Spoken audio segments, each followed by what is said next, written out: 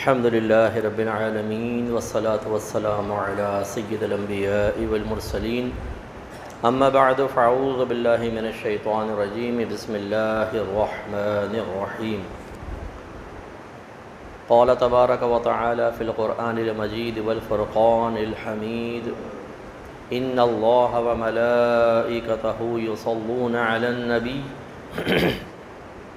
يا أيها الذين آمنوا صلوا عليه وسلموا تسليما اللهم صل على سيدنا ومولانا محمد وعلى آل سيدنا ومولانا محمد وآله وبارك وسلم۔ سورہ بقرہ کی آیت نمبر 254 آپ کی خدمت میں ذکر کی تھی۔ اللہ تعالیٰ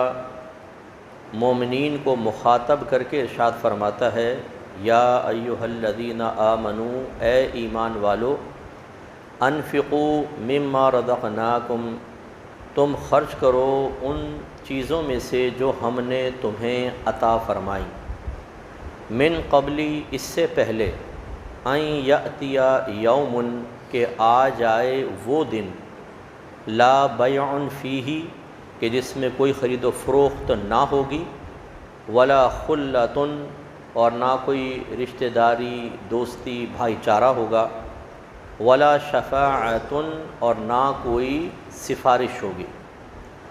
والکافرون هم الظالمون، اور انکار کرنے والے یہ ہی ظلم کرنے والے ہیں۔ تو اس میں سب سے پہلے چونکہ مومنین سے خطاب کیا گیا ہے، اس لیے ہمارے لیے قابل تشویش چیز ہے۔ ہمیں ہی مخاطب کر کے فرمایا کہ ایک دن ایک ایسا آنے والا ہے جس میں خرید و فروخت نہیں ہوگی۔ ایسا نہیں ہے کہ ہم کچھ دے کر نیکیاں خرید لیں یا کچھ دے کر اپنے گناہ معاف کروا لیں، ایسا نہیں ہوگا۔ دنیا میں ہی دارالعمل ہے، اسی میں نیک عمل کرنے ہیں، اسی میں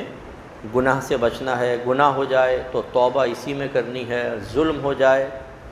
تو صاحب معاملہ کو اور مظلوم کو خود سے راضی کرنا، ورنہ وہاں کچھ نہیں ہو سکتا۔ ولا خلۃ، اور وہاں کوئی دوستی، بھائی چارہ، کوئی منصب، کوئی ریلیشن، کوئی آپ کا سرکل کام نہیں آئے گا۔ یہ سب کا انکار ہے اس میں، گویا کہ اگر آپ کی دنیا میں سورسز ہیں بہت زیادہ، آپ کے دوست احباب بہت زیادہ ہیں، حلقہ احباب بہت بڑا ہے، اگر آپ کے پاس خود کوئی منصب حاصل ہے کہ آپ اشارے سے سارے کام کروا لیتے ہیں، تو بہرحال بروز قیامت ایسا کچھ بھی نہیں ہوگا۔ ہر ایک اجنبی ہو جائے گا، ہم سے دور ہو جائے گا، آنکھوں میں وہ اپنائیت نہ رہے گی جو دنیا میں ہمیں نظر آتی ہے۔ اور تیسرا کہ کوئی شفاعت نہیں ہوگی۔ اب یہ شفاعت مسلمان کے لیے تو ہے، بہرحال کفار کے لیے نہیں ہے، اس پہ میں آگے جب آئے گا تو میں کلام کروں گا، لیکن یہاں چونکہ مخاطب مسلمان ہیں تو یہ سمجھایا جا رہا ہے کہ ہو سکتا ہے کہ تمہیں اولاً شفاعت نہ ملے، کیونکہ بہت سارے مسلمان ایسے ہوں گے جو جہنم میں جائیں گے، پھر اللہ تعالیٰ کے فضل و کرم سے یا نبی کریم صلی اللہ علیہ وسلم کی سفارش سے باہر آئیں گے۔ یہ صحیح حدیثوں میں منقول ہے۔ اس کا مطلب ہے مومن کے لیے بھی اولاً شفاعت کا حصول بعض جہتوں سے روک دیا جائے گا، بعض مسلمانوں کے لیے، اور وہ جہنم میں جائیں گے پھر باہر آئیں گے، اس لیے خوف والی بات ہے۔ تو اللہ تعالیٰ نے گویا کہ میدان محشر کا ایک وہ نقشہ بیان فرمایا جس میں انسان بے بس ہوگا، لاچار ہوگا، مجبور ہوگا، بے سہارا ہوگا، تنہا ہوگا، اور پہلے سے ہوشیار کر دیا کہ اس بے بسی کی کیفیت اور ایسا لاچاری والا ماحول جو عنقریب آنے والا ہے، اس سے پہلے ایک ایسا عمل کر جاؤ، کچھ ایسے عمل کر جاؤ کہ وہاں پر نہ تنہائی ہو، نہ بیچارگی، نہ بے بسی ہو۔ اور اس کے لیے بہترین طریقہ کیا ہے؟ اللہ نے ارشاد فرمایا کہ اے ایمان والو، تم خرچ کرو اس میں سے جو ہم نے تمہیں عطا فرمایا۔ تو بہت سے مفسرین نے یہاں پر اس میں سے خرچ کرو جو ہم نے عطا فرمایا، اس سے مراد مال لیا، کہ جو ہم نے مال دیا اسے اللہ کی راہ میں دو۔ لیکن میں نے پچھلے جمعہ آپ کی خدمت میں عرض کیا تھا کہ یہاں پر اگر ہم ایک وسیع معنی لے لیں، نعمت کا معنی لے لیں، کہ ہم نے جو نعمتیں تمہیں عطا فرمائیں ان میں سے اللہ کی راہ میں خرچ کرو، تو پھر اس میں ہر طرح کی نعمت شامل ہو جائے گی، اور خرچ کرنے سے مراد اس کا صحیح استعمال ہوگا۔ جیسے آپ کو بتایا تھا پچھلے فرائیڈے کہ اللہ نے ذہن دیا ہے، یہ ایک بہت بڑی نعمت ہے۔ بعضوں کے پاس تو یہ عقل ہوتی ہی نہیں ہے۔ ذہن سے مراد میرا وہ دماغ نہیں ہے بلکہ عقل۔ دماغ ایک الگ چیز ہوتی ہے، عقل ایک نور کا نام ہے، جس نور کی برکت سے انسان صحیح غلط، ہدایت گمراہی اور نیکی بدی میں فرق کر سکتا ہے۔ جانوروں میں چونکہ یہ نور موجود نہیں ہوتا، دماغ ہوتا ہے۔ آپ نے بھینس کا دماغ کھایا ہوگا میرے خیال میں، کبھی کبھی بکرے کا دماغ کھا لیا ہوگا۔ دماغ ہوتا ہے لیکن عقل نہیں ہوتی، اسی لیے صحیح غلط میں تمیز نہیں کر سکتے۔ بڑا ہو کے جانور اپنی ہی والدہ سے ریلیشن قائم کر لیتا ہے، بعض اوقات وہ گندا پانی پیتے ہیں، گندے پانی کے اندر بیٹھ جاتے ہیں، گندگی میں بھینسیں گائیں دیکھیں منہ مار رہی ہوتی ہیں کچرے کے اندر۔ نور عقل ہوتا تو کبھی ایسا نہ کرتے۔ تو بعض اوقات تو یہ نور عقل موجود ہی نہیں ہوتا۔ اسی طرح پاگلوں کو دیکھ لیں آپ، کہ پاگلوں کے پاس نور عقل موجود نہیں ہوتا، دماغ ہے ذہن میں لیکن وہ بیچارے وہی گندگی میں پڑے ہوتے ہیں سر۔ اور کبھی ایسا ہوتا ہے کہ نور عقل دماغ دونوں موجود ہیں، لیکن کوئی چیز ایسی غالب آ جاتی ہے کہ نور عقل کو دبا دیتی ہے۔ جیسے یہ جہاز روڈوں پہ پڑے ہوتے ہیں نا ٹن بلیدان ہو کر، اور ہیرن ویرن پی کے یوں گرے پڑے ہوئے ہیں، ان کا دماغ کام نہیں کرتا، پھر دیکھیں نالیوں میں گرے پڑے ہوتے ہیں، کچروں کے اوپر، گندگی کے اندر، یعنی نشہ ان کے نور عقل کو زائل کر دیتا ہے۔ اور کبھی ایسا ہوتا ہے یہ نور عقل جو ہے ہماری خواہشات نفسانی کی وجہ سے دب جاتا ہے۔ جیسے کہ آج کل کے نوجوان فیس بک پر بیٹھ کر خراب قسم کی چیٹ کرنا، لڑکیوں کے پیچھے پڑنا، ڈرگز وغیرہ یوز کرنا، گندی دوستیاں کرنا، خراب قسم کی چیزیں، یہ کیا ہوتا ہے کہ ہماری نفسانی خواہش ہم پر اتنی غالب آ جاتی ہے کہ ہمارا نور عقل دب جاتا ہے اس کے نیچے، اور ہم غلط کام کرتے ہیں حالانکہ عقل موجود ہے۔ اور بعض ایسے ہوتے ہیں جن میں نور عقل کی گاڈ گفٹڈ کمی ہوتی ہے، یعنی اللہ تعالیٰ نے ان کو ویسی کمی دی ہوتی ہے۔ جیسے آپ نے اگر کلاس میں پڑھتے ہیں تو بعض بڑے ہی غبی اسٹوڈنٹ ہوتے ہیں، انہیں کچھ سمجھ ہی نہیں آتا۔ ایسے ہمارے خاندان میں بعض لوگ ہوتے ہیں جن کی قوت فیصلہ صفر ہوتی ہے۔ کوئی کرائسس میں آ جائے نا تو کہتے ہیں یار مجھے تو کچھ سمجھ میں نہیں آ رہا، مشورہ دو۔ وہ ہر وقت کسی نہ کسی کے مشورے پہ چل رہے ہوتے ہیں بیچارے۔ بعض شوہر بڑے غبی ہوتے ہیں، ان کی بیویاں بڑی ذہین ہوتی ہیں، پھر وہ شوہروں کو انگلی پہ نچاتی ہیں۔ ویسے تو کہا جاتا ہے عورتیں ناقصات العقل ہیں، لیکن میں نے آپ کو اکثر سمجھایا کہ ناقصات العقل کا مطلب یہ نہیں ہے کہ ان کی عقل کم ہوتی ہے، بلکہ اکثر عورت کی فیلنگز، اس کے جذبات، اس کے احساسات، اس کا باطن اس کی عقل پر غالب آ جاتا ہے، اور وہ غلط فیصلے کرتی ہے۔ اس اعتبار سے عورت کو ناقصات العقل کہا جاتا ہے۔ ورنہ جس نبی نے ان عورتوں کو ناقصات العقل فرمایا، وہی ہمارے نبی صلی اللہ علیہ وسلم ارشاد فرماتے ہیں کہ ایک عقل مند مرد کی عقل کو لے جانے والی میں نے عورت سے زیادہ اور کوئی نہیں دیکھی۔ اب آپ اندازہ کریں، سرکار نے گواہی دے دی۔ اسی لیے اکثر جو ہمارے نوجوان ہوتے ہیں شادی کرنے کے بعد اپنی ماؤں سے لڑتے ہیں، ماں کے احسانات بھلا کر بیوی کے زلفوں کے اسیر ہو کر اسی ماں سے بدتمیزیاں کر رہے ہوتے ہیں، آنکھوں میں آنکھیں ڈال کے باتیں کر رہے ہوتے ہیں، ماں کو حقارت کا احساس دلا رہے ہوتے ہیں، اور ماں کو چھوڑ کر بعض اوقات اپنی بیویوں کو لے کے چلے جاتے ہیں ان کی خواہشات پوری کرنے کے لیے، اور پھر بعض اوقات ملتے نہیں ہیں ساری زندگی۔ ایسے ایسے کیسز میرے سامنے آئے ہیں کہ پوری زندگی ماں سے نہیں ملے ہیں، اور ماں تڑپتی رہی ہے، اس کا دل دکھتا رہا ہے، حتیٰ کہ ماں نے وصیت کر دی ہے کہ مرتے وقت اگر یہ آ بھی جائے میرا چہرہ نہ دکھانا اور نہ یہ جنازے میں شرکت کرے۔ ایسے بدبخت بھی ہیں اس دنیا کے اندر۔ تو یوں بعض اوقات نفسانی خواہشات غلبہ پا لیتی ہیں، تو بیوی کی اس سے خواہش چونکہ پوری ہو رہی ہوتی ہے تب عقل زائل ہو جاتی ہے، یا انسان غبی ہوتا ہے۔ تو اب ضمناً یہ بات آئی تو میں عرض کر دوں کہ جب ایک انسان کی عقل اتنی کم ہو، اور ہم سمجھتے ہیں اپنے خاندان میں کہ اس کی عقل اتنی کم ہے، وہ صحیح فیصلے نہیں کر سکتا، تو سب سے بڑی خرابی ہمارے گھروں میں یہ ہوتی ہے کہ ہم اسے فیصلہ کرنے کا اختیار دے دیتے ہیں۔ یہ شاید میری بات بعض کو ناگوار گزرے گی، لیکن میں بڑی معذرت کے ساتھ، چونکہ ہم ایک عالم ہیں، ہمیں ہر چیز کو شریعت کی روشنی میں ہدایت کے لیے آپ کے سامنے بیان کرنا ہوتا ہے۔ بعض اوقات ہمارے گھر کے بڑے ایسے ہوتے ہیں جو دادا کی شکل میں بھی ہو سکتے ہیں، نانا کے بھی ہو سکتے ہیں، والد کے بھی ہو سکتے ہیں، کہ جن کی قوت فیصلہ بڑی کمزور ہوتی ہے، علم شریعت تو ویسے ہمارے گھروں میں عموماً ہوتا ہی نہیں ہے، اور اگر عقل کی نعمت بھی اللہ نے کم دی ہو، تجربات بھی اتنے نہیں ہیں کہ بہت زیادہ وہ انہوں نے زندگی میں تجربات دیکھے ہوں، مشاہدے کی قوت بھی کم ہوتی ہے کہ دیکھ دیکھ کے سیکھ لیتا ہے بعض اوقات آدمی، انہیں یہ کہنا کہ آپ ہمارے گھر کا فیصلہ کریں، آپ اپنے بچوں کی زندگیوں کا فیصلہ کریں، آپ اپنے پوتے پوتے نواسے نواسیوں کی زندگی کا فیصلہ کریں، یہ ایک بہت بڑا ظلم عظیم ہے۔ میں آپ کے منہ سے کہلوا دیتا ہوں، اگر ایک آدمی ایسا ہو جسے نہ علم شریعت پتہ ہے نہ اپنا کانسٹیٹیوشن کا پتہ ہے، اور آپ کہیں یار تم جج بن جاؤ اور تم کیسز کا فیصلہ کرو، کیونکہ آپ کے چہرے پہ سفید داڑھی و بال سفید ہو چکے ہیں، آپ اچھے جج بنیں گے، بتائیے کیا ان کو جج بنانا چاہیے؟ کیا وہ جج بن سکتے ہیں؟ اور کیا جج بن کے وہ صحیح فیصلے کریں گے؟ اور اگر آپ کے خلاف فیصلہ کریں تو کیا آپ ذہنی اور قلبی لحاظ سے اس کو قبول کریں گے؟ یہ مسئلہ ہوتا ہے۔ تو میں خدا نہ خواستہ کوئی آپ کو والد صاحب کے لیے بغاوت پر نہیں ابھار رہا ہوں، اللہ نہ کرے ایسا ہو، بلکہ اگر کوئی والد مجھے سن رہا ہے تو اسے سوچنا چاہیے کہ آپ کو اگر والد ہونے کا منصب اللہ نے عطا فرما دیا، اس کا مطلب یہ نہیں ہے کہ آپ غلط فیصلے کریں۔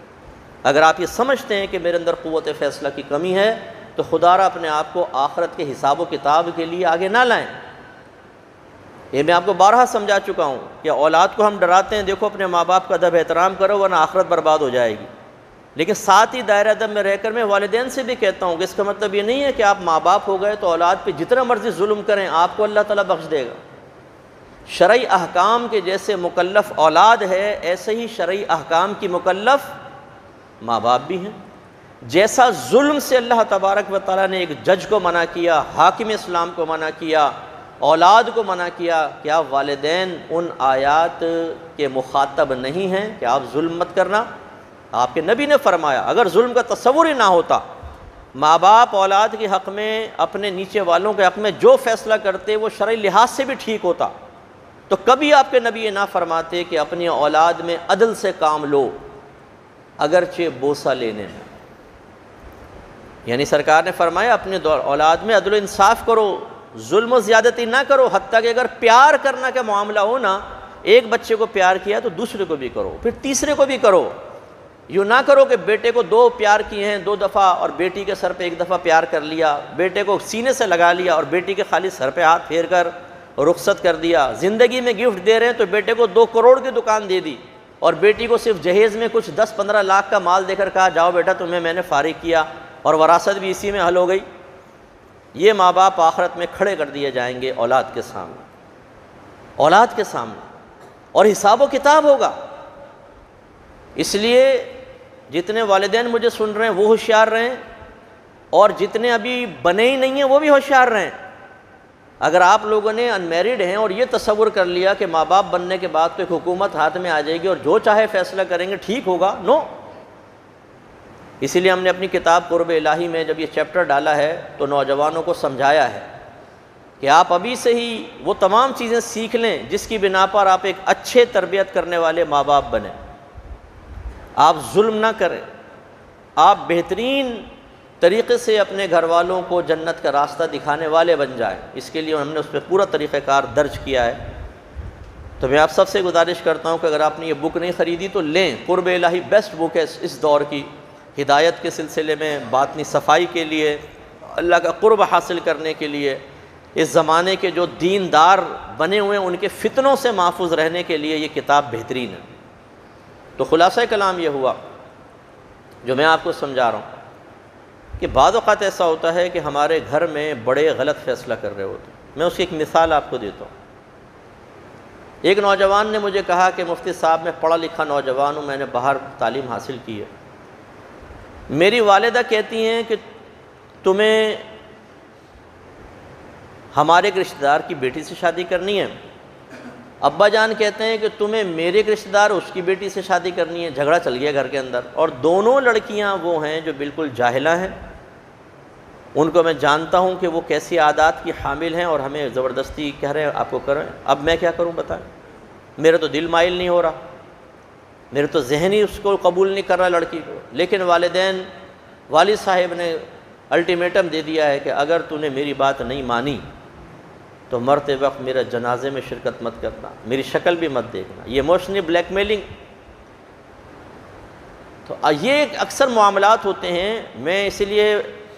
والدین سے گزارش کرتا ہوں، آپ اگر اس طرح کا کوئی بڑا فیصلہ کرنا چاہیں، اگر آپ سمجھتے ہیں آپ علم دین علم دنیا سے مزین ہیں، تجربہ ہے اچھا آپ کے پاس، آپ درست فیصلہ کر سکتے ہیں، پھر ٹھیک ہے، کوئی مسئلہ نہیں۔ لیکن اگر آپ کو یہ محسوس ہو کہ یار ہو سکتا ہے میں یہاں پہ کوئی مسٹیک کر جاؤں، تو کسی اچھے مشورہ دینے والے سے مشورہ کر لیں، خصوصاً اچھے عالم دین سے جو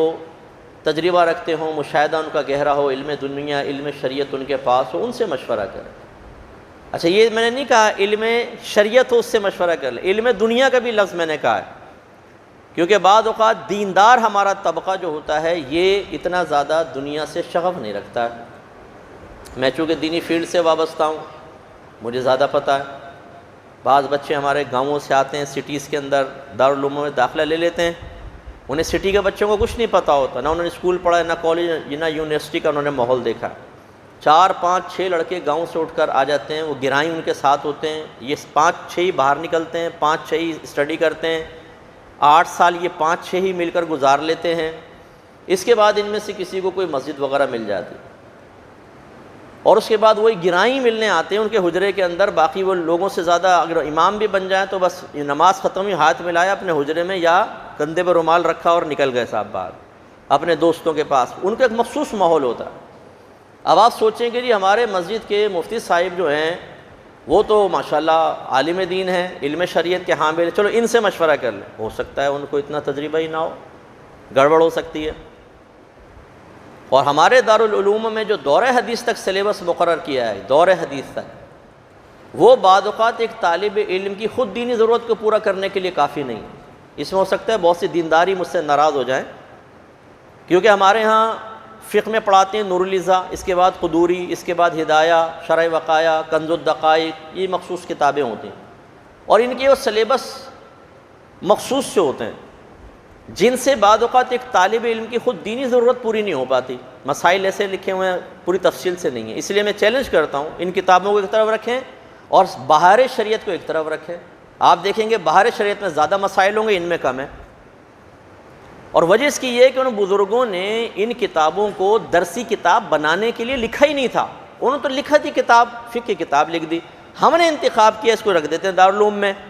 اب یہ دارالعلوم والوں کو چاہیے کہ وہ غور و تفکر کریں کہ کیا یہ جو ہم سلیبس رکھے ہوئے ہیں اس میں بچے کی تمام ضروریات پوری ہو جائیں گی کہ نہیں ہو جائیں گی،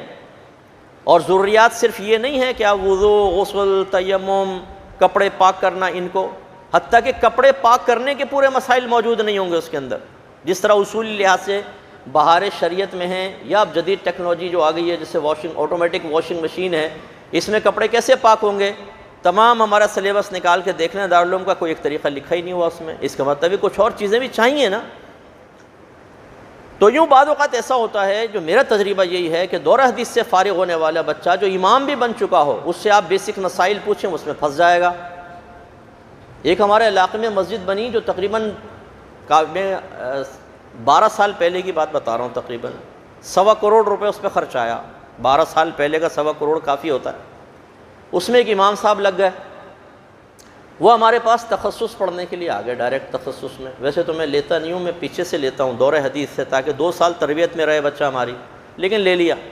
اب جب وہ آ کر بیٹھے تو میں نے کہا چلو پہلے میں کویسچن تو کروں، میری عادت ہے میں باتوں پہ نہیں جاتا ہوں، ایک تو ڈگری پہ نہیں جاتا ہوں، دونوں چیزیں، باتوں کے غازی بہت سارے ہیں ہمارے یہاں، اور ڈگریاں بھی ہمارے یہاں ہر جگہ پیش کر کے اپنے آپ کو سمجھاتے ہیں کہ جی ہم ہیں۔ ڈگری سے کیا ہوتا ہے؟ نبی کریم صلی اللہ علیہ وسلم نے کسی صحابی کو ڈگری جاری نہیں کی، کوئی سرٹیفکیٹ نہیں دیا، صحابہ کرام کی صلاحیتوں کو بڑھایا، تزکیہ نفس فرمایا، انہیں علم سکھایا، کوئی درجہ اجتہاد تک پہنچے، کوئی عالم رہے، اس طریقے سے سرکار نے کیا۔ تو آپ کہیں بھی دارالعلوم سے فارغ شدہ ہوں، آپ ڈگری لا کر دکھا دیں، اگر آپ کہیں گے مفتی صاحب آپ کی اکیڈمی میں پڑھانا چاہتا ہوں یا مجھے داخلہ دے دیں، میں سب سے پہلا سوال یہ کروں گا ٹیسٹ دے دیں آ کر۔ بہت سے تو آتے ہی نہیں ہیں، بھاگ جاتے ہیں کہ ٹیسٹ دیں گے تو پھنس جائیں گے۔ اب وہ صاحب آ گئے، جی میں نے کویسچن کیا، میں نے وضو غسل کے بنیادی کویسچنس کیے اور ان کو اس کا جواب بھی نہیں آیا۔ اچھا اب معاذ اللہ میں یہ نہیں کہہ رہا ہوں دارالعلوم میں سب میں نظام خراب ہے، ہو سکتا ہے ٹیچر سلیبس کے ساتھ ساتھ، کیونکہ سلیبس میں ہر چیز نہیں ہوتی تو وہ اضافی طور پہ سمجھا دیتے ہیں، یہ ہوتا ہے کہ چلو بھائی یہ چیزیں اس میں ہیں، اضافی یہ لو، اس لیے اس میں کوئی برا نہ مانے کہ میں خدا نہ خواستہ یہ کہہ رہا ہوں کہ ہر اس میں ناقص سلیبس پڑھا کے فارغ کر دے، ہو سکتا ہے کہ ٹیچر اچھا ہو، لیکن جب ایک طالب علم ہمارے سامنے آئے گا اور ہم اس سے کویسچنس کریں گے اور وہ بیسکس نہیں جانتا ہوگا تو مجھے یہ کہنے پر میں سوچنے پہ مجبور ہو جاؤں گا کہ یا تو سلیبس کے نقص نے اس کو پکڑ لیا اس وجہ سے ایسا ہوا، یا ٹیچر نے پورا پڑھایا لیکن اس نے ٹیچر کی تربیت کو قبول نہیں کیا، اس نے مسائل ذہن میں نہیں رکھے، پھر قصور طالب علم کا ہے۔ لیکن میں یہ جو گزارش کر رہا ہوں کہ کم از کم ہمارے دارالعلوموں کے اندر پورا ایک ایسا سلیبس مرتب ہونا چاہیے جس سے ایک طالب علم فرض علوم حاصل کر سکے۔ فرض عین میری مراد، فرض عین سے مراد کیا ہے کہ بھائی عقیدہ سارا بمائے دلیل اس کو سکھائیں۔ ہماری اکیڈمی میں پہلے سال میں عقائد بمائے دلائل سکھاتے ہیں، عقائد اسلام، عقائد اہل سنت، معمولات اہل سنت ود ریفرنسز، پوری تفصیل کے ساتھ، ان پر اعتراضات، ان کے جوابات۔ اب کوئی طالب علم اولیٰ میں ہونے کے باوجود یہ تمام سیکھ کر ذہن میں نہ رکھے، اس کا قصور ہے۔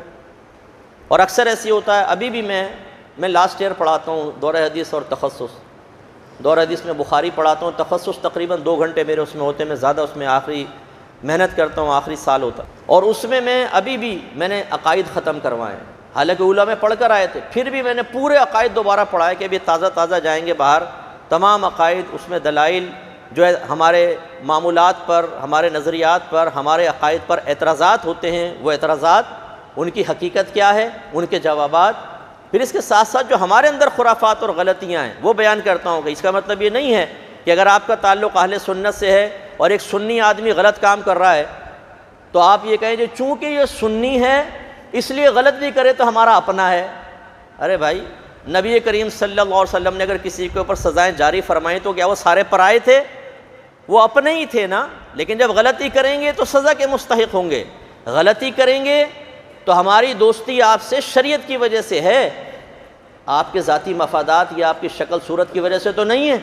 تو اصلاح بھی کی جائے گی تو ہم اصلاح بھی کرتے ہیں، پھر وہ بچہ پرفیکٹ ہو کے نکلتا ہے۔ تو فرض علوم میں پہلے عقائد، دوسرے احکام شرعیہ عملیہ، یعنی فرض عین کی بات کر رہا ہوں۔ احکام شرعیہ عملیہ کے اندر پھر اس کو سب پتہ ہونا چاہیے، وضو کیا ہے، غسل کیا ہے، تیمم، کپڑے پاک کرنا، نجاستوں کی پہچان، کن پانی سے وضو ہو سکتا ہے، کس سے نجاست حقیقیہ دور ہوتی ہے، کس سے صرف حکمیہ دور ہوتی ہے۔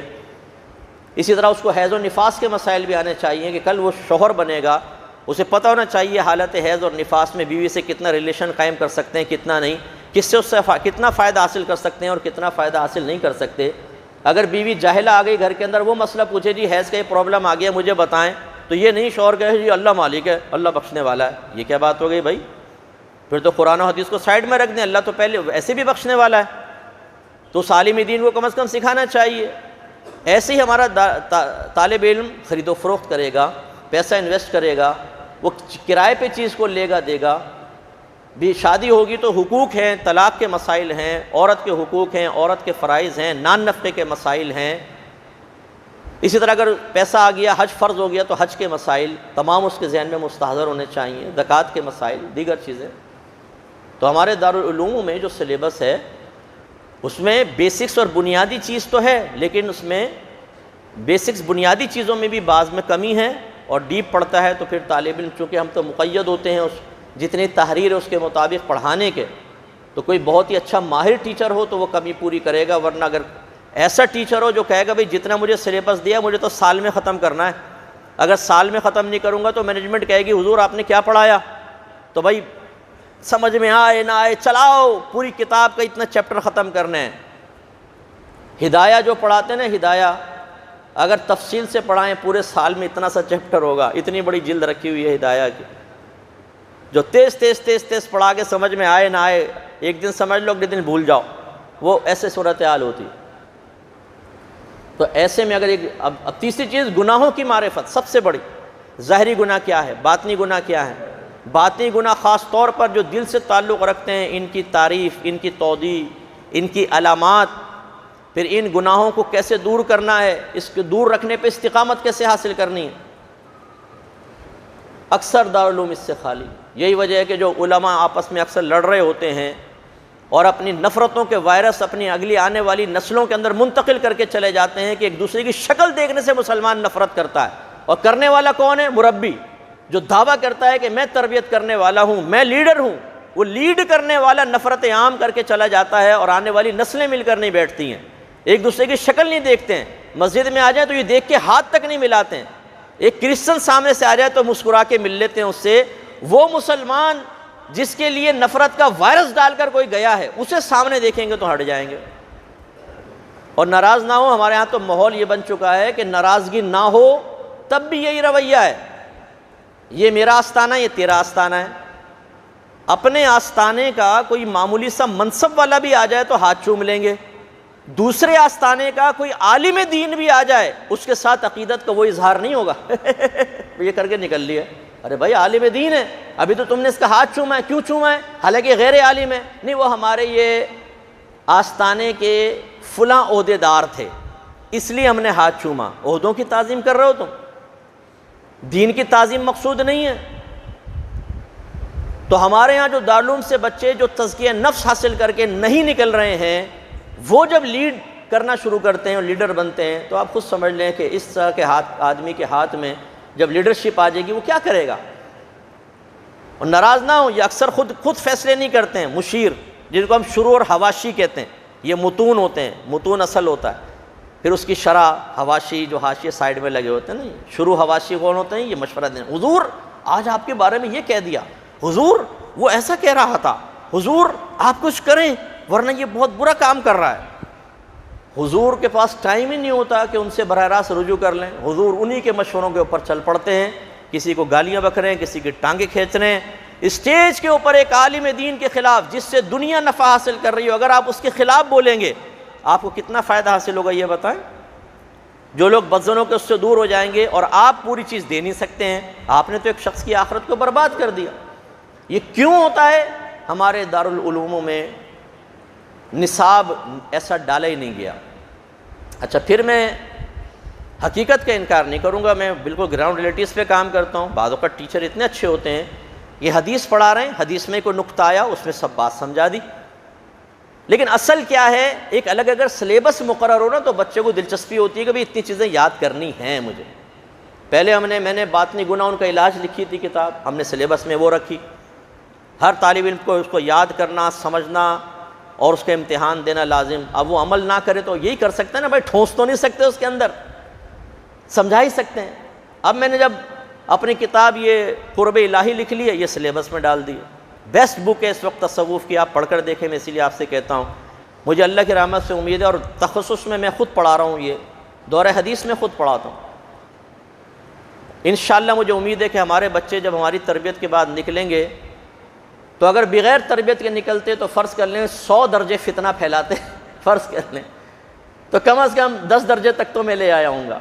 انکار میں اس لیے نہیں کر رہا ہوں، میں بڑھ کے نہیں مارتا ہوں، جو میرے پاس سے جو نکلا وہ ولی ہو گیا۔ بہت سارے لوگوں پر نفسانی خواہشات غالب آ جاتی ہیں، باہر کا ماحول غالب آ جاتا ہے۔ اگر ایک پیر کے آستانے کا بچہ میرے پاس آ رہا ہے تو میرا ذہن تو بڑا وسیع ہے، میں سب کو سینے سے لگا کے پڑھاؤں گا، لیکن وہ جا کے اگر اپنی پیر صاحب کی تعلیمات قبول کرے، میری تعلیم کو چھوڑ دے، اور فرض کر لیں پیر صاحب ڈبے پیر ہوں، فرض کر لیں، کیونکہ اکثر یہ پیر حضرات کو خوف یہ لگتا ہے جب کوئی کسی بچہ ایسے عالم دین کے پاس جانے لگے نا جو صحیح تربیت کر رہا ہو، ان کو خوف لگتا ہے کہ یار میں تو کر نہیں پا رہا ہوں، ایسا نہ ہو یہ پٹھورا ہاتھ سے نکل جائے۔ تو پھر وہ کرتے کیا ہیں؟ وہ یہ نہیں کرتے ہمارے اکابرین کی طرح کہ جب انہوں نے تربیت کر لی تو پھر بعض اوقات یہ منقول ہے، وہ کہتے تھے کہ ہم نے جتنا فیض دینا تھا دے لیا، اب آپ فلاں کے پاس چلے جاؤ۔ یہ ہے بڑا دل جو آج نہیں ہے، تو پیر صاحب خوفزدہ ہو جاتے ہیں یہ پٹھورا ہاتھ سے نہ نکل جائے۔ اس کا طریقہ کیا ہوتا ہے؟ استاد کی برائی کرو، ابے تو کس سے پڑھنے لگا ہے،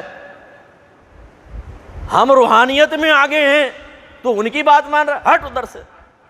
مجھے کہتا ہے باپ رے، وہ کہتا جی استاد صاحب جیسا آپ کہیں گے حضور ویسے ہی۔ میں کافی عرصے پہلے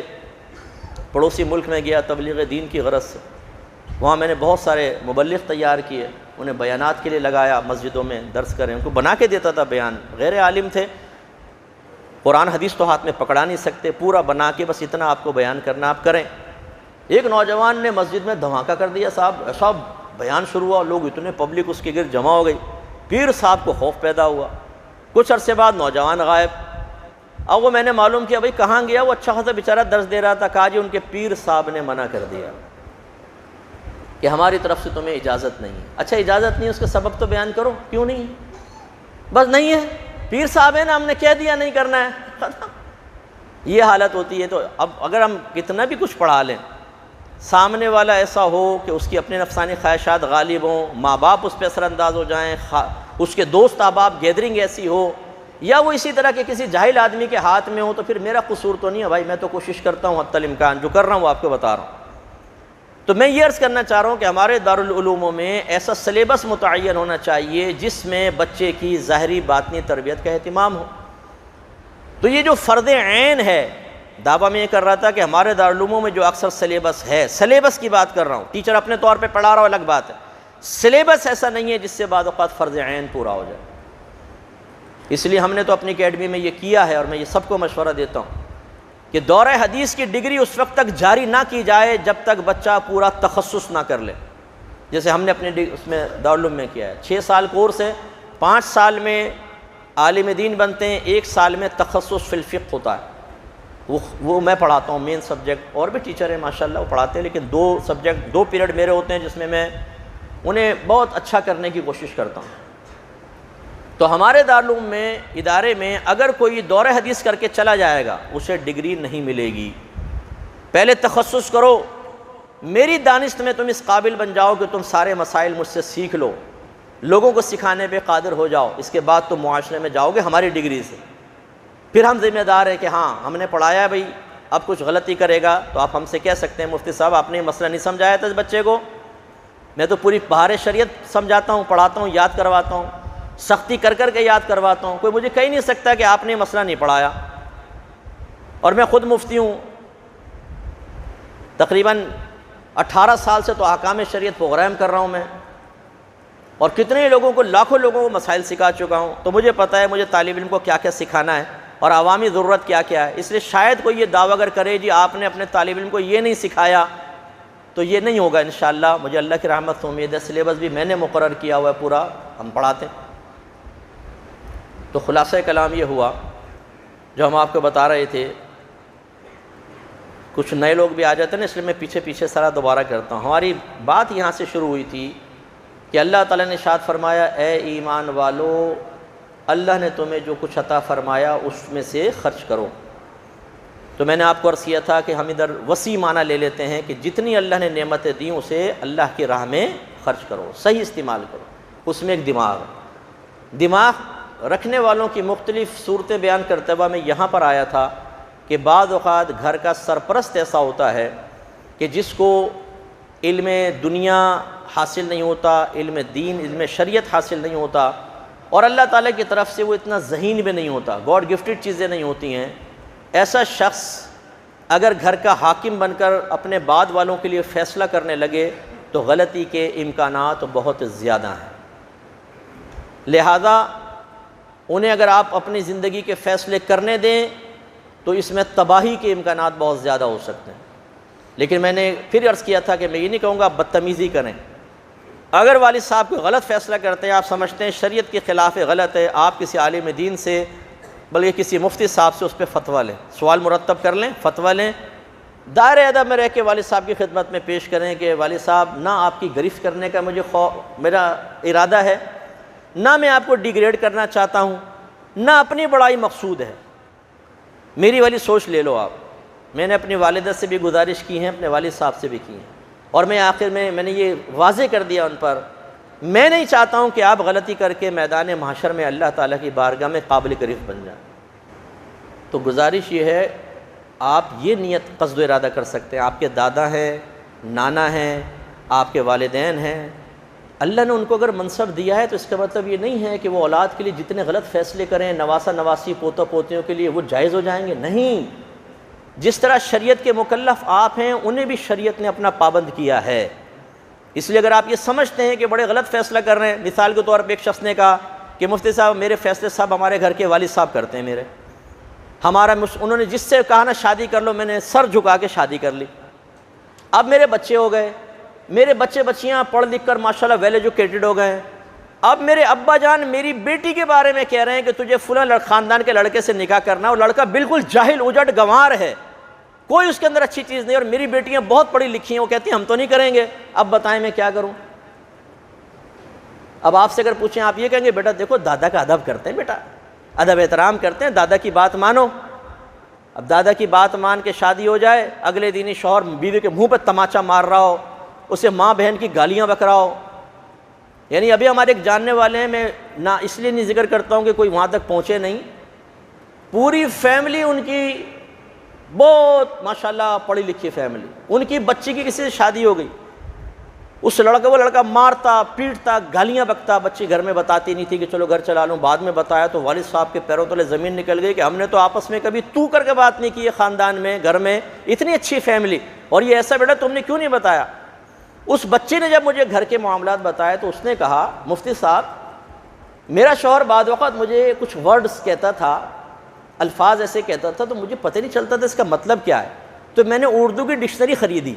جب میں نے اس میں دیکھا تو اس میں تو بڑا گندا مفہوم لکھا ہوا تھا. یعنی شوہر گالی بکتا تھا، بچی کو یہ تک نہیں پتا تھا یہ گالی ہے، پڑھی لکھی لڑکی ہے وہ، ایسی سلجھی ہوئی ایسی پیاری فیملی کی بچی. اگر آپ کی بیٹی ایسی ہو، آپ کسی جاہل کے ہاتھ میں دے دیں گے اس کا ہاتھ کہ وہ ماں بہن کی گالیاں بک رہا ہو، جاہل آدمی،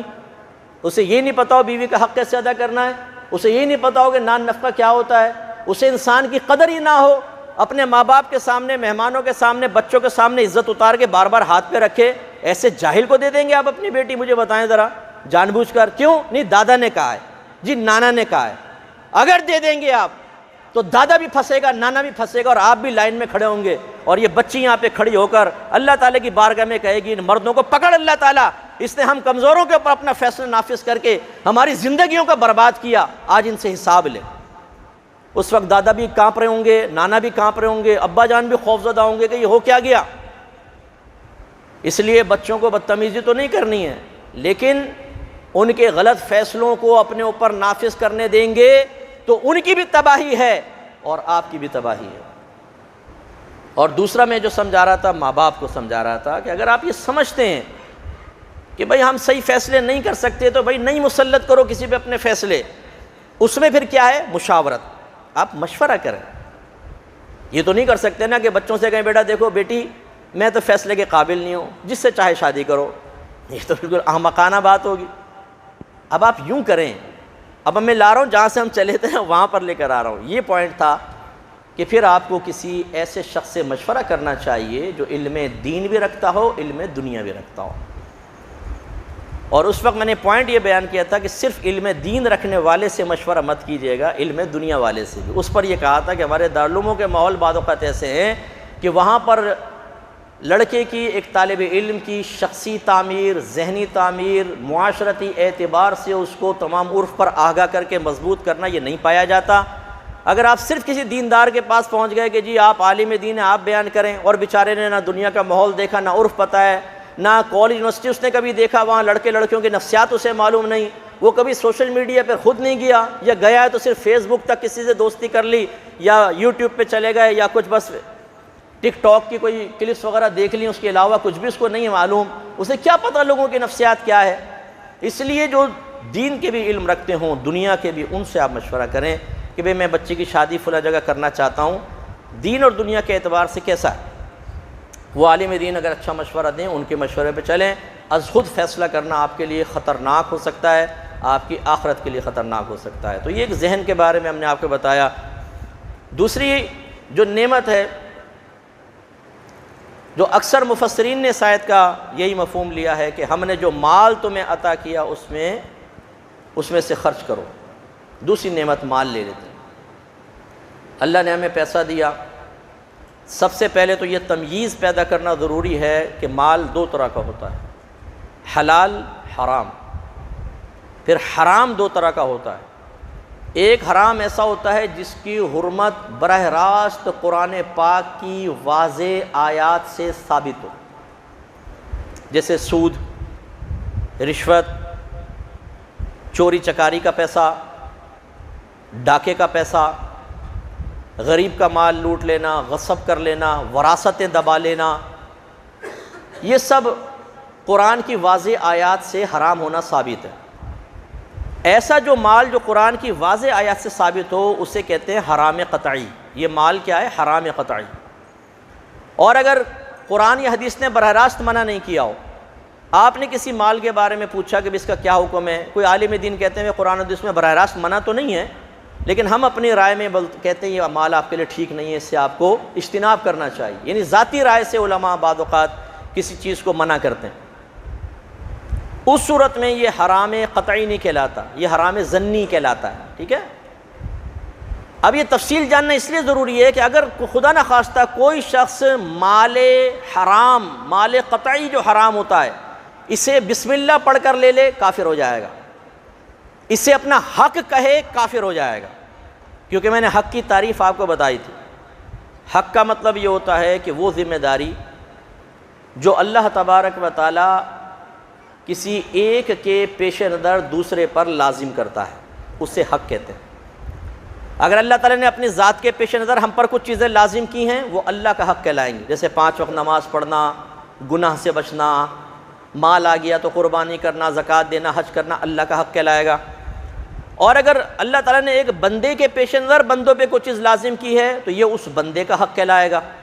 جیسے ماں باپ کے حقوق، بیوی کا حق، شوہر کا حق، اولاد کا حق۔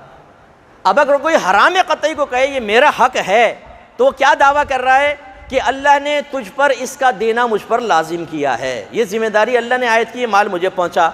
تو یہ جو روڈ پہ کھڑو کے بولتے ہیں کہ جی یہ تو تھوڑا ہمارا حق ادھر دے جاؤ، دینی یہ دنیاوی اداروں میں، گورنمنٹ کے اداروں میں بیٹھے ہوئے ہیں، کہتے ہیں یہ رشوت لینا تو ہمارا حق ہے، کی پوسٹ پہ بیٹھے ہوئے ہیں، کیسے چھوڑ دیں؟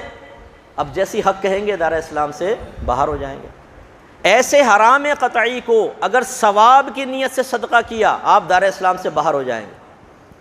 کیونکہ یہ ایسا ہے جیسے ایک بادشاہ کو ایک تحفہ دینا جو اوپر سے بڑا اچھا پیک ہے، خوبصورت ہے، لیکن اندر کیا ہے، اپنے گٹر کی گندگی اس میں ڈال کر خوب اچھا اس کو پیک کر کے، اس کو ایسے کہ اسمیل باہر نہیں آ رہی، اور خوب اچھا اوپر سے پنی ونی لگا کر ایک گفٹ بنا لیا، لیجئے بادشاہ سلامت۔ اب جب وہ بادشاہ اس کو کھولے گا تو خوش ہو کے انعام دے گا، تو تو بڑا بدتمیز آدمی، اتنی گندگی، گردن اڑا دو۔ اگر ظالم ہوا تو کہے گا گردن اڑا دو۔ اللہ کی بارگاہ میں حرام قطعی ثواب کی نیت سے پیش کرنے کا مطلب یہی ہے کہ آپ ایک گندی چیز اللہ کی بارگاہ میں بطور تحفہ بھیج رہے ہیں، یہ اتنی بڑی بے ادبی ہے، فقہا فرماتے ہیں وہ اسلام سے باہر ہو جائے گا۔ اس کا مطلب یہ ہوا۔ اچھا، یہ تو حرام قطعی کا تھا۔ حرام غیر قطعی جو ہوتا ہے اس کا لینا گناہ ہوتا ہے لیکن کفر نہیں، اس کو خرچ کرنا اگر ثواب کی نیت سے کریں گے کفر نہیں ہوگا، گناہ گار ضرور ہوں گے آپ۔ اب جو میں آپ کو سمجھانا چاہ رہا ہوں، خوف والی بات یہ ہے کہ اگر ہمارے پاس علم دین ہی نہ ہو، ہمارے بہت سارے بھائی سمجھتے ہیں کہ دیکھیں جی میں جو کچھ کما رہا ہوں اور اس کے حلال ہے بیوی بچوں کے لیے، لیکن علم دین نہیں ہے تو آپ کو کیا پتا کہ وہ حلال ہے یا حرام ہے، اور حرام ہے تو حرام قطعی ہے یا حرام ظنی ہے۔ علم کے بغیر تو کچھ بھی نہیں ہو سکتا ہے نا۔ ایک صاحب کو میں نے درس قرآن کی دعوت دی، اکثر بیان کرتا رہتا ہوں آپ سے، کہنے لگے کہ مفتی صاحب کہاں ٹائم ہوتا ہے، بیوی بچوں کے لیے کمانا بھی تو عبادت ہے۔ میں نے کہا کمانا بھی عبادت ہے یا کمانا ہی عبادت ہے؟ میں نے کہا اچھا آپ اس کے حلال کماتے ہیں؟ ہاں۔ میں نے کہا حلال کسے کہتے ہیں یہ بتائیے۔ تھوڑی دیر سوچتا رہا، پھر کہنے لگا اچھا آپ بتائیں۔ میں نے کہا ماشاءاللہ کما آپ رہے ہیں اور بتاؤں میں؟ یہ حالت ہے ہم لوگوں کی۔ ہم میں سے جو بیٹھے ہیں بہت سارے ان سے پوچھیں آپ ساری زندگی حلال کمائے کہ حرام؟ کوئی نہیں کہے گا حرام، کمایا بھی ہوگا نا تو کہے گا نہیں، کون اقرار کرتا ہے؟ لیکن اگر آپ یہ دعویٰ کرتے ہیں کہ حلال کمایا تو میں آپ سے پوچھتا ہوں کہ بتائیے کیا گارنٹی ہے کہ آپ نے حلال کمایا؟ کس طرح پہچانا آپ نے؟ جس نوٹ کو لیا تھا اس نے کہا تھا میں حلال ہوں، آپ نے لے لیا۔ کھانا کھا رہے تو اس نے کہا میں حلال ہوں تو آپ نے کھا لیا۔ کسی کھانے نے کہا میں حرام ہوں، آپ نے کہا لا حول ولا قوت الا باللہ، ایسا ہوا تھا؟ نہیں۔ تو کیسے پہچانا آپ نے وہ حلال ہے؟ کیسے پہچانا کہ مال حرام ہے؟ یقینی سی بات ہے شریعت کے بتانے سے ہی ہوگا نا بھائی جان۔ جب شریعت کے بتانے سے ہوگا تو میں بتاؤں گا کہ جو مال آپ نے کمایا، میں آپ سے پوچھوں گا شریعت نے اس کو حلال کہا ہے ثابت کریں، یا شریعت نے اس کو حرام کہا ہے ثابت کریں۔ حلال کو حرام کہنا غلط، حرام کو حلال کہنا بھی غلط ہوتا ہے۔ تو ہم نے یہ دیکھا ہے کہ اکثر لوگ مال حرام کما رہے ہوتے ہیں، یا حلال ہوتا ہے لیکن اپنی حرکتوں، اپنی عادات، اپنی غلط ایکٹیویٹیز کی وجہ سے اس کو حرام کر دیتے ہیں۔ جیسے اگر کوئی امپلائی ہے آفس میں، ڈیوٹی ٹائم شروع ہوتا ہے 9 بجے، 5 بجے تک اس کی ٹائمنگ ہے، اس کو کہتے ہیں اجیر خاص۔ اجیر مینس امپلائی، یہ خاص امپلائی ہوتا ہے۔ یہ 2 وجوہات کی بنا پر تنخواہ کا مستحق ہوگا۔ نمبر 1 ٹائم پورا کرے، نمبر 2 جو کام سپرد کیا جائے وہ کام کرے۔ ہاں اگر فرض کر لیں وہ کام پہ ڈیوٹی پہ پورا ٹائم رہا لیکن کام ہی نہیں تھا آفس میں، آفس والوں نے دیا ہی نہیں، کوئی مسئلہ نہیں، پھر یہ تنخواہ کا مستحق ہے، قصور ان کا ہے۔ لیکن جو ہمارے گورنمنٹ اداروں میں ہوتا ہے کہ 9 بجے ڈیوٹی ہے، 11 بجے پہنچ رہے ہیں، اور 5 بجے ڈیوٹی ہے لیکن پی ایس ایل کا میچ دیکھنا ہے تو صاحب 4 بجے نکل گئے گھر سے باہر، ادارے سے باہر، اور پیسہ پورا 9 سے 5 کا لے رہے ہیں۔ یاد رکھیں جتنے گھنٹے آپ دیر سے پہنچے یا پہلے نکل گئے اس کی روزی آپ کے لیے حرام ہے، بالکل حرام، اپنے بچوں کے پیٹ میں حرام اتار رہے ہیں آپ۔ ایسی فائلیں پڑی ہوئی ہیں چیک کرنی ہے، یار کون بڑا زبردست میچ چل رہا ہے یار، ابھی بعد میں کر لیں گے، وہ دن نکل گیا، آپ چلے گئے۔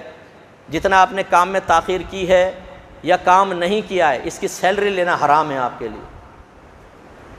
یہ تو ایک مثال میں نے دی ہے، ٹائم کم ہے، ایسے بہت ساری امثلہ ہیں کہ جس کی بنا پر، ذرا کم علمی کی بنا پر، اب اگر وہ پورا ٹائم نکالتا صحیح کام کرتا رزق حلال تھا، لیکن اس حلال ذریعے کو اس نے اپنی حرکتوں سے حرام کر دیا۔ یہ علم سیکھنا بھی بہت ضروری ہوتا ہے۔ تو پہلے جو اللہ کی راہ میں خرچ کرنے کا حکم ہے اس میں مال حلال کا حکم ہے، مال حرام کا نہیں۔ اگر مال حرام اللہ کی راہ میں دیا، حرام قطعی ہوا تو دین بھی گیا اور دنیا بھی گئی، کافر ہو جائیں گے۔ اور اگر حرام ظنی اللہ کی راہ میں دیا تو شدید گناہ گار ہوں گے، توبہ کرنا واجب۔ اور جب ہم یہ کہتے ہیں کہ حلال کماؤ، حلال دو، اس کے لیے بھی علم دین ضروری ہے تاکہ آپ کو پتہ چلے کہ موجودہ دور میں حلال کیا ہے، حرام کیا ہے۔ آخری بات، بس ٹائم تو ہو گیا پورا۔ بعض لوگ کہتے ہیں صاحب حلال کمانا بڑا مشکل ہے اس دور میں، پھر بھی آپ دین کی پناہ میں آئیں، آپ اپنا مسئلہ بتائیں، اچھے مستند مفتی صاحب کو کہ بھی میری یہ پرابلم ہے، بتائیے یہ پیسہ میرے لیے جائز ہے کہ نہیں۔ اگر فرض کر لیں اس میں کوئی حرام کا پہلو نکلتا ہوگا اور آپ مجبور ہوں گے، شریعت ہی آپ کو اسی میں ایک راہ دکھائے گی کہ آپ یہ کر سکتے ہیں اور یہ نہیں کر سکتے۔